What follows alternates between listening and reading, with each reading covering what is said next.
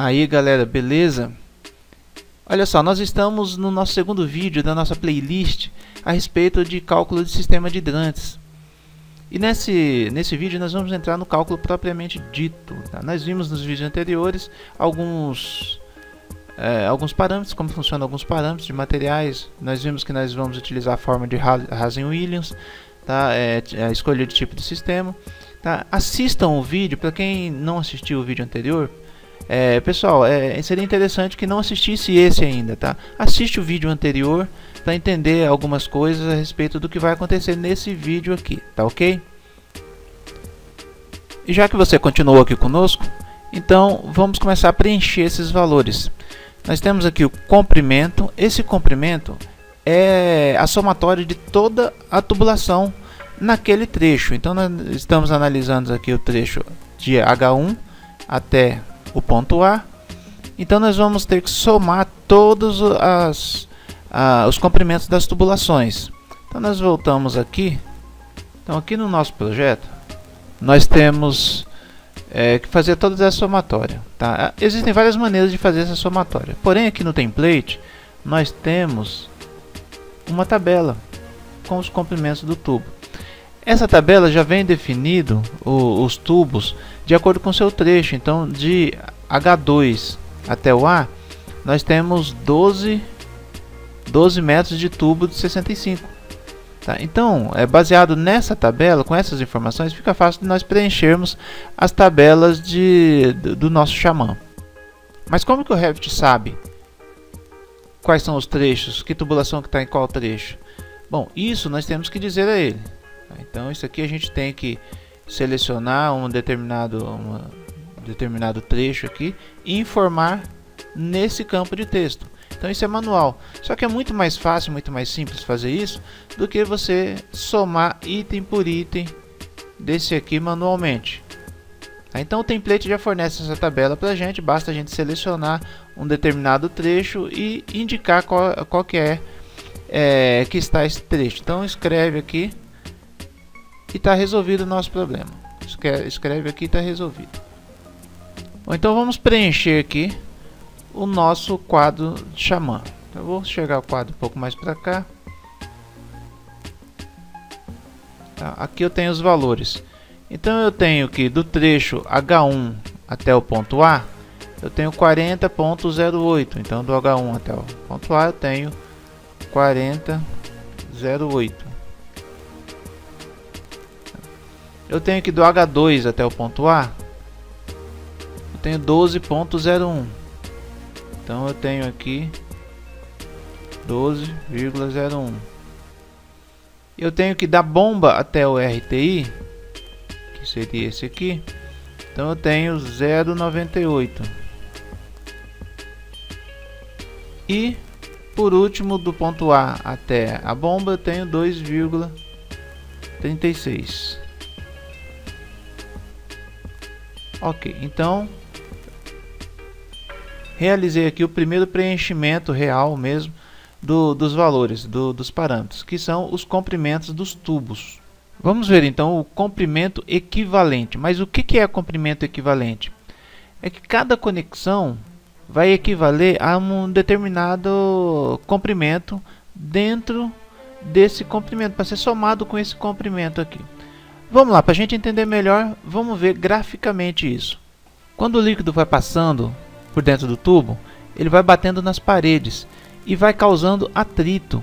E é justamente esse atrito que vai fazer com que haja uma perda de pressão. Então, a cada metro percorrido, há uma quantidade de pressão que é perdida. E isso é que a gente chama de perda de carga. Vamos ver aqui o próximo gráfico.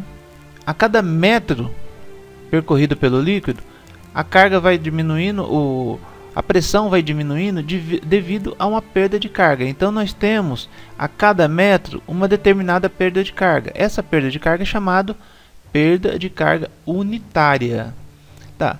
E se eu tiver o comprimento total dos tubos e multiplicar pela perda de carga unitária, então eu vou ter uma perda de carga total. Então eu tenho o comprimento total desses tubos e tenho a perda de carga unitária. A cada metro eu tenho uma perda de carga, então eu faço a multiplicação, eu vou ter a perda total. Então eu vou saber a pressão no início, a perda de carga e a pressão no final. Isso, mais e as conexões. As conexões são tratadas diferentes. Tá? Há uma perda de carga muito grande nas conexões, então o turbilhão formado pelo atrito do líquido nas paredes, justamente quando passa por essas conexões, que são os joelhos, que são as válvulas, ela causa uma perda de pressão muito maior. Essa perda de pressão é tratada de forma diferente. Para a gente calcular, na verdade não é nem calculada, a gente utiliza uma tabela para saber exatamente qual é a perda de carga numa determinada conexão. Isso vai depender da bitola da conexão, do tipo, tá? Se é um cotovelo, se é uma válvula, um registro, e também do material. Aqui, por exemplo, nós temos uma tabela que só serve mesmo para aço galvanizado ou ferro fundido. Então, para plástico já não serve. Plástico que a gente chama tipo o PVC ou o PAD.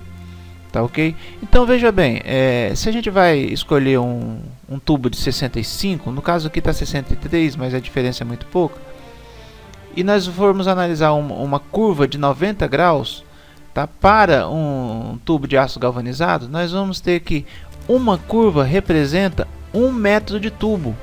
Então, a cada curva que nós tivermos, tá, nós vamos ter que acrescentar 1 metro de tubo ao nosso comprimento. E aí sim, a partir do comprimento total, nós vamos somar esse aqui e vamos ter a nossa perda total. Então, por exemplo, para uma válvula, né, registro de gaveta, nós temos o valor de 0,4. Então, logicamente, tem que ser considerado aberto, não semi-aberto.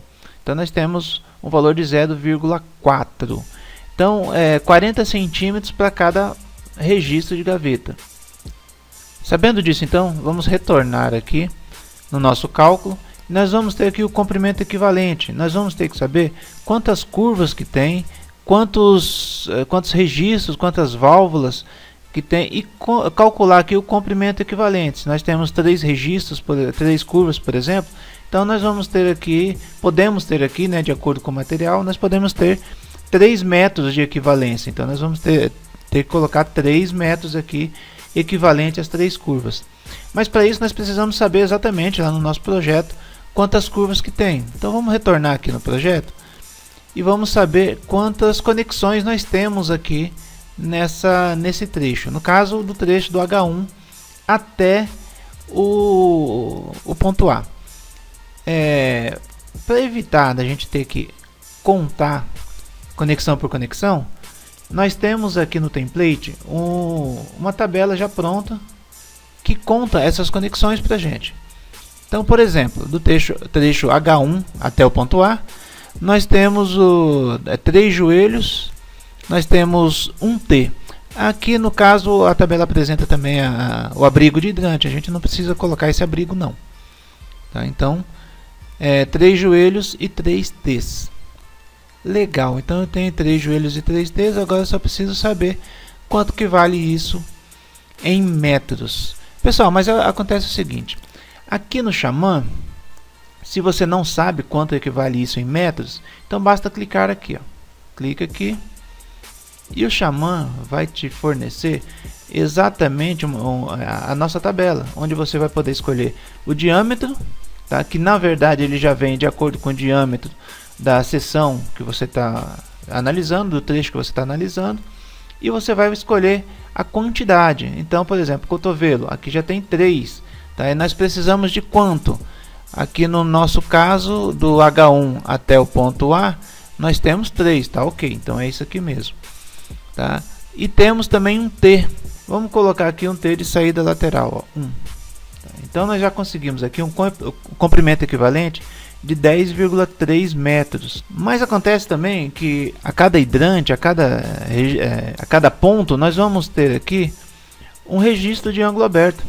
nós vamos ter uma válvula desse aqui, um registro desse aqui. Então nós vamos colocar um aqui para o hidrante também, pro nosso trecho de H1 também. Então nós vamos ter um comprimento total equivalente de 20 metros e 30 centímetros devido a essas conexões.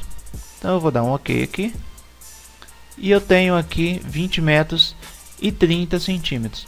E agora eu posso preencher da mesma forma os outros campos.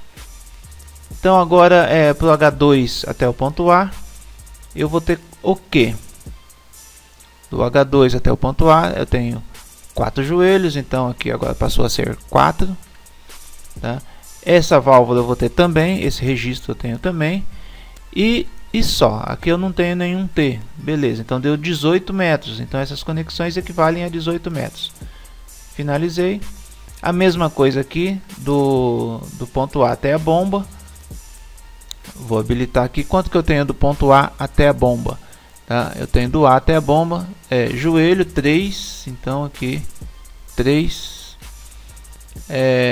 Esse aqui, luva, nipple, isso aqui eu não vou contar. Registro de gaveta. Tenho 2 registros de gaveta, então eu vou colocar aqui